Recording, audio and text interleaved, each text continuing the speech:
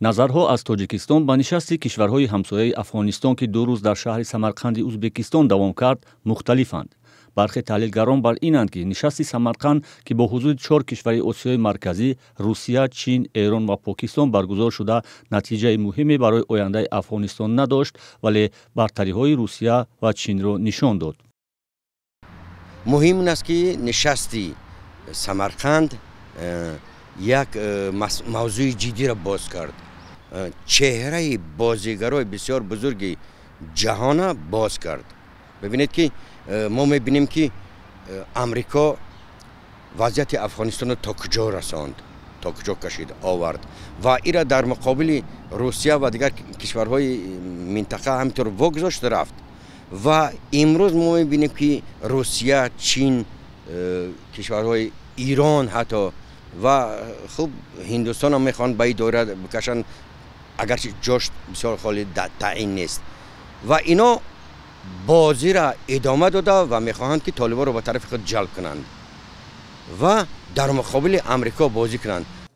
пахши изҳороти муштараки кишварҳоро дар самарқанд ки дар он аз толибҳо ташкили ҳукумати фарогир ва иҷозаи таҳсили духтарон талаб шудааст, таҳлилгар Абдумалик Қодиров такрори гузаштаҳо номид ва афзуд, толибон ягон аломат надоданд ки ақидаи ҳамсоягони худро эҳтиром мекунанд.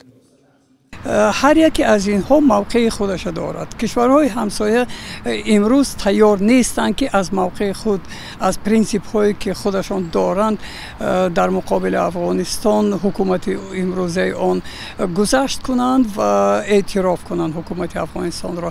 ҳукумати афғонистон ҳам ба хотири як ҳукумати хеле ҷавон буданаш, ба хотири бетаҷрибагиаш дар муносибатҳои байналхалқӣ, дар муносибатҳои дипломатӣ аз мавқеи тундгарои худаш дорад. ба хусус дар мавриди занҳо имрӯз гузашт кардан намехоҳад. ба ин хотир ҳар ду ҷониб дар як ба қавле ки раҳгумзада ҳастанд. бо вуҷуди ин, мегӯяд Абдумалик Қодиров, нишасти Самарқанд баёнгари он аст ки ҳамсояҳо ба вазъи Афғонистон диққат медиҳанд ва талошҳои байналмилалӣ барои ҳалли мушкилот идома дорад. албатта ҷомеаи ҷаҳонӣ бояд ки болои ин ҳукумат фишор биёрад ва ин фишор шарт нест ки аз тариқи силоҳ бошад, аз тариқи ҷангу ҷидол бошад. фишорҳо метавонанд гуногун бошад ва аз ҷумла фишори иқтисодӣ, аз ҷумла фишори дипломатӣ, аз ҷумла байкотҳои дипломатии байналхалқӣ, аз ҷумла он чизе ки имрӯз рух дода истодааст, яъне ки кишварҳои ҳамсоя, кишварҳои ҷаҳонӣ ҳозир нестанд ки ба иқтисодиёти афғонистон сармоягузорӣ кунанд. ин худ як намуди фишор аст. вазорати корҳои хориҷии тоҷикистон бо нашри як хабар аз нишасти Самарқанд иктифо карда ҷузъиёти бештарӣ надодааст. толибон дар моҳи августи соли 2021 пас аз фирори президент Ашраф Ғанӣ вориди Кобул шуданд ва дигарбора қудратро ба даст гирифтанд. дар ин миён ҳукумати толибон ба ҷуз тоҷикистон тақрибан бо ҳамаи ҳамсояҳои Афғонистон равобити наздики дипломатӣ барқарор кард. шуморе аз ин кишварҳо сафорат ва консулгариҳои Афғонистонро ба намояндагони ин гурӯҳ супурданд.